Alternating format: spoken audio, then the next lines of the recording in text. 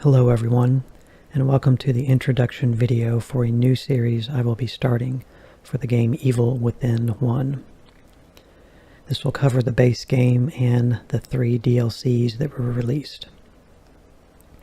Evil Within 1 will have a config and tech video following the introduction video. In the config and tech video, I'll cover a single mod I will be using, so there is no need for a dedicated modding video.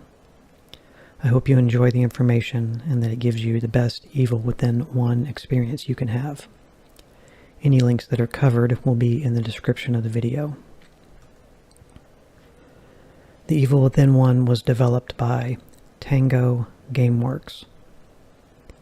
The company was based out of Tokyo, Japan, and founded by Shinji Mikami in 2010, formerly of Capcom. During the same year of 2010, Tango Gameworks was acquired by ZeniMax Media, the parent company of Bethesda Softworks. In 2021, ZeniMax Media was acquired by Microsoft. And in 2023, Shinji Mikami announced he would be leaving Tango Gameworks. Shortly after this, in 2024, Microsoft shut down 4 gaming development studios, including Tango Gameworks. The company was officially labeled as defunct on June 14th, 2024. This topic would need a whole video to break all of this down. I'm not interested in doing that, but other people already have. You can find informational videos on YouTube if you are interested. I will, however, give my 2 cents on it here. Microsoft only wants to put money into best-selling games, so the smaller developers and creative, unique games got shut down. It's awful for gamers, and people who either don't have jobs now or don't get to work on games that they enjoy making. Good AAA horror games that aren't Resident Evil are few and far between. Sadly, we'll probably never see an Evil Within 3, let alone an Evil Within 1 remake, which it deserves. Tango Gameworks is best known for games such as Ghostwire Tokyo, Hi-Fi Rush, and The Evil Within. To talk a little bit about Shinji Mikami, he started working in the game industry for Capcom back in 1990 through 2004. He directed Resident Evil 1 in 1996, as well as Dino Crisis 1 in 1999. Both games came out on the PlayStation 1 console.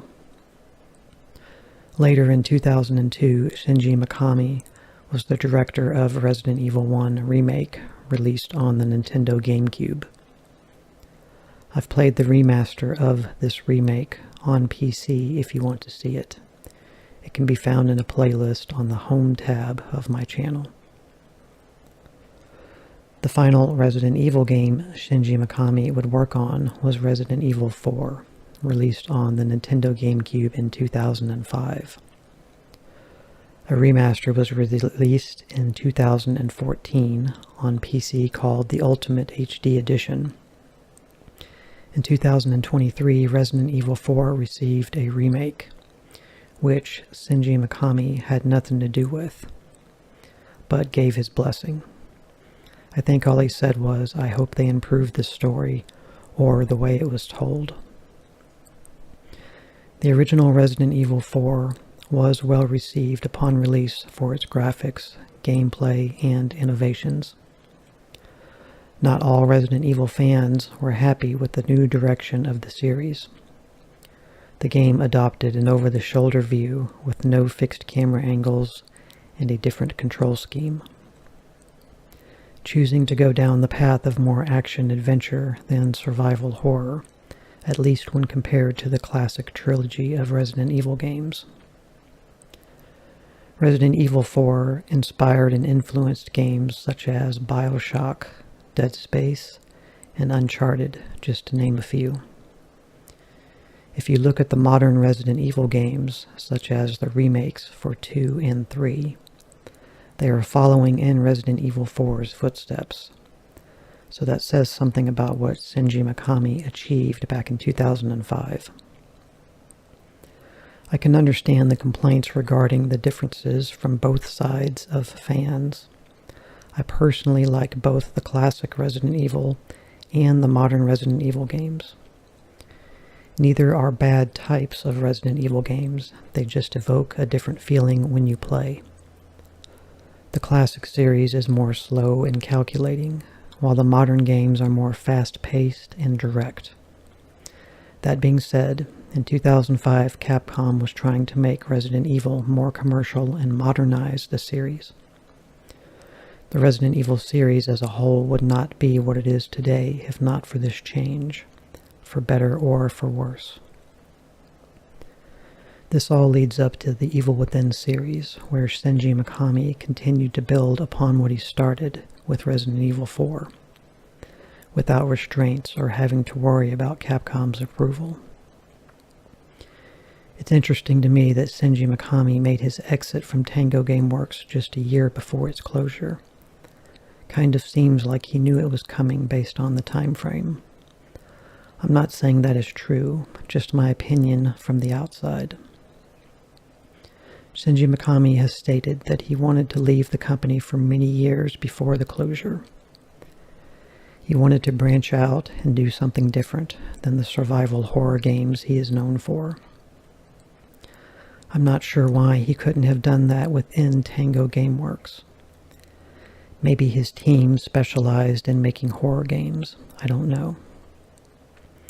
At the same time, he also wanted to finish projects he was involved with at Tango Gameworks and to leave the company in a good state so they could be self-sufficient when he left.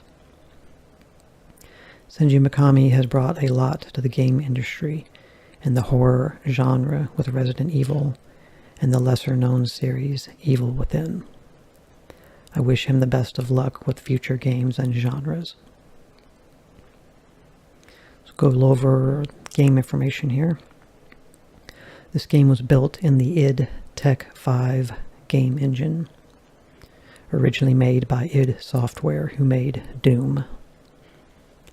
It's an older version of the engine now, as id Tech 8 will be coming out just around the corner, probably in 2005, I guess. If you're a fan of the previously mentioned Resident Evil 4 and beyond, you'll probably like what the Evil Within has to offer. This game is pretty graphic in parts, but it's a survival horror game, so it should be. In Japan, the game was titled Psycho Break and had a lot of the content censored. It's funny to me, a lot of good horror games come out of Japan, but they can't even play them in their original form. The first Evil Within is more linear survival horror experience, while Evil Within 2 has a more open world feel to it. Judged on their own, they are both great games. Compared together, they do have some core differences. You may prefer one or the other, or like me, you may enjoy both. The Evil Within is one of my favorite horror games, and I hope you'll enjoy my playthrough of the game. The music for the game is done by Masafumi Takada. The vocals for the opening credits theme song, Long Way Down, is sung by Gary Newman. I didn't realize this for the longest time, and not when I first played the game. If you don't know who Gary Newman is, check him out. He has a lot of really good music. I'll provide some links in the video description for reference. Another song of interest in the game is a classical piece called Clair de Lune. It was written by the classical composer Claude Debussy. I'm not sure how copyrights work on classical music, but I may have to edit this out of the videos. I hope I don't, as it's played often throughout the game. If you are interested in speedrunning the Evil Within games, please check out the YouTube channel at Jigsaw Killer.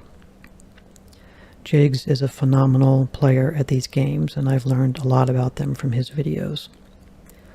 Tons of respect to him for his time and dedication to these games. I imagine he is heartsick over Tango Gameworks closure, but not surprised. Check out Jig's videos for some master classes on game mechanics. A little bit about the playthrough progression. I want to explain how I'll be going about this playthrough. I intend to play through the base game of Evil Within 1, then go directly to the 3 DLCs that the game has. I'll cover these DLCs a little further in the video in more detail. When you beat the main game and 2 of the DLCs, you unlock a 3D model viewer and information about characters and enemies. Modern Resident Evil games generally provide this sort of thing regularly. I think this stuff is interesting and that people would like to see it. At the end of the base game and the 2 DLCs, I'll post a video for each playthrough respectively, showing you any 3D models and reading any written material they may have. Since this is a story-driven and in-depth game, there will be normal commentary throughout the playthrough. I will be creating 4 separate playlists for the Evil Within 1. 1 for the base game and 3 for each DLC that I will be playing. Now I would like to cover some information about collectibles, unlockables, and cheats. I'll put any links I talk about here in the gameplay part 1 video description of each respective playthrough. So first we'll start with Evil Within 1, the base game. So there are 106 collectibles, 106, in the Evil Within 1 base game that fall into 6 groups. If you find them all, you get the Every Nook and Cranny achievement. The collectibles are mostly just for fun and give you more story and lore. However, one group of collectibles will give you some extra weapons. We'll cover this more in a moment. Let's look at the collectible groups. So the first one is personal documents, and there is 16 total. Then you have documents, which there are 16 total as well. Map fragments, 28 total. And if you get all of these 28 map fragments, you get awarded 2 weapons, 2 unique weapons. Newspapers, of which there is 21 total. Missing persons posters, 15 total. And New Game Plus is required to get one of them, the 15th, the last one. And then the next category is audio tapes, and there's 10 total audio tapes. So finding all the map fragments will reward you with a burst handgun, a semi-automatic weapon. I'll put a screenshot up on the screen here so you can see what it looks like. You're also given a high penetration sniper rifle, armor piercing. So those 2 weapons you get for all the map fragments.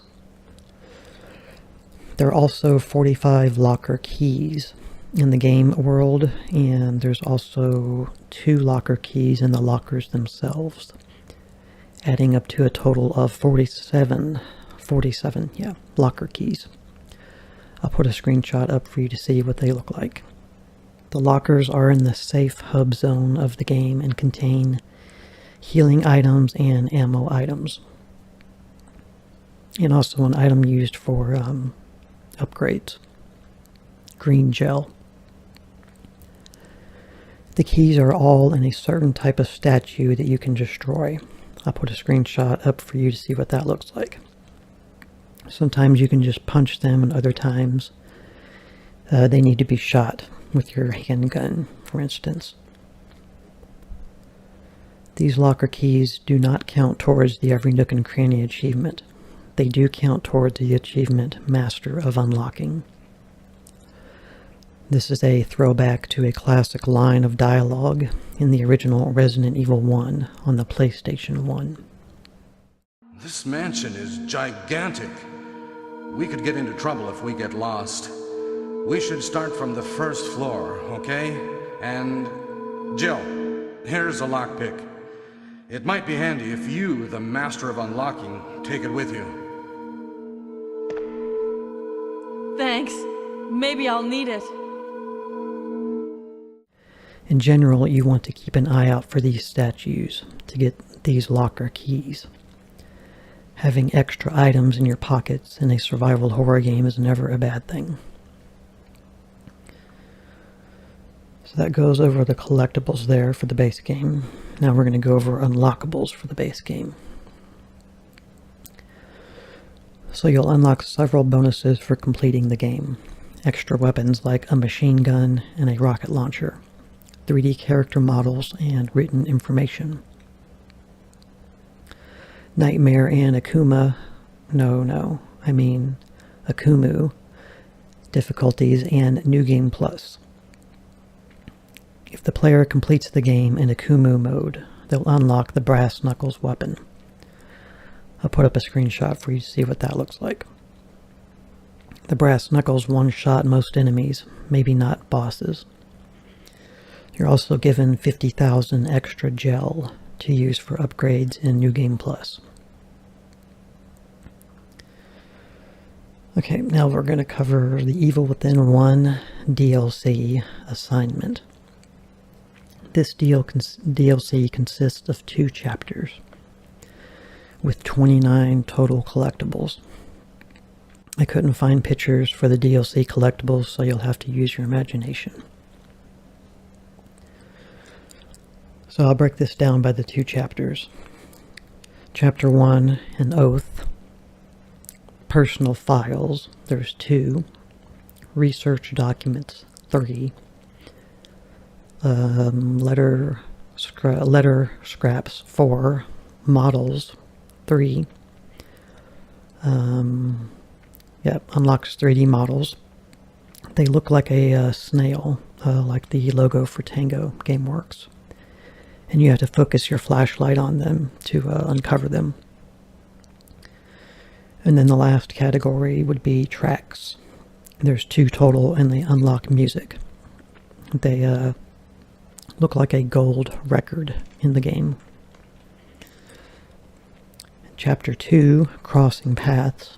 There's 2 personal files, 4 research documents, 4 letter scraps, 2 models, and 3 tracks.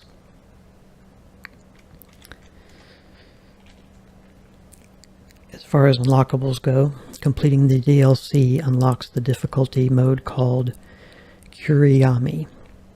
Translated, this means darkness or the dark. The environmental lighting is turned off, and you have to rely on your flashlight, as far as what I remember. Now we'll go to the next DLC called Consequence. This DLC consists of 2 chapters and has 29 collectibles. So it would start with Chapter 3, Illusions. There's 2 personal files, 4 research documents, 4 letter scraps, 2 models, and 3 tracks. Chapter 4, A Ghost is Born. 1 personal file, 4 research documents, 4 letter scraps, 3 models, and 2 tracks. And the same unlockables apply. Completing the DLC unlocks the difficulty mode called Kuriyami. Translated, this means darkness or the dark. The environmental lighting is turned off, and you have to rely on your flashlight. This takes us to the 3rd DLC, called Executioner. This DLC consists of 1 chapter, with 46 collectibles. Chapter 1, Victoriano Manor. Not sure of the actual chapter name, but this is where it takes place.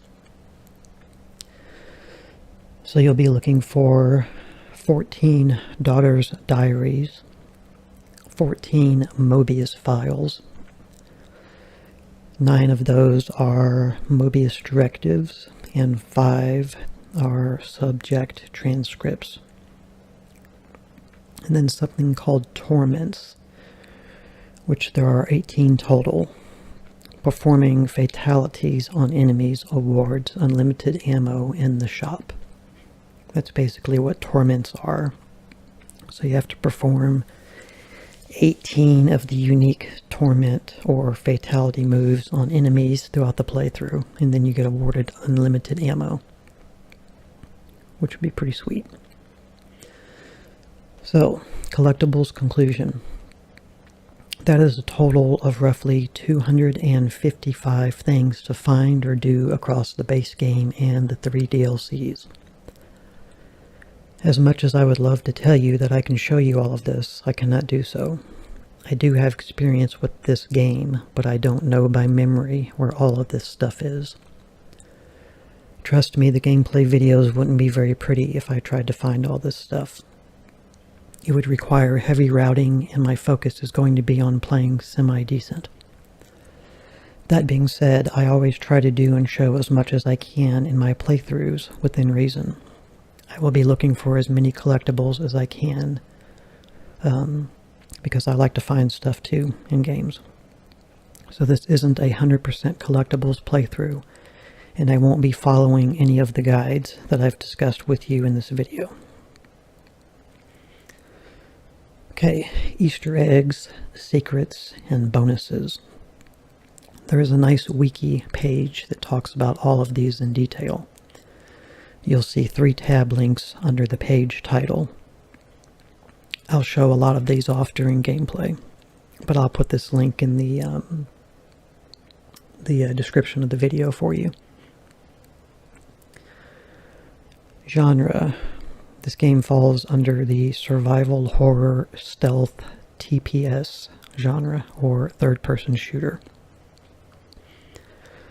Now let's go over the game releases by year. So starting with Evil Within 1 on PC, came out in 2014. Evil Within 1 Assignment came out on PC March of 2015.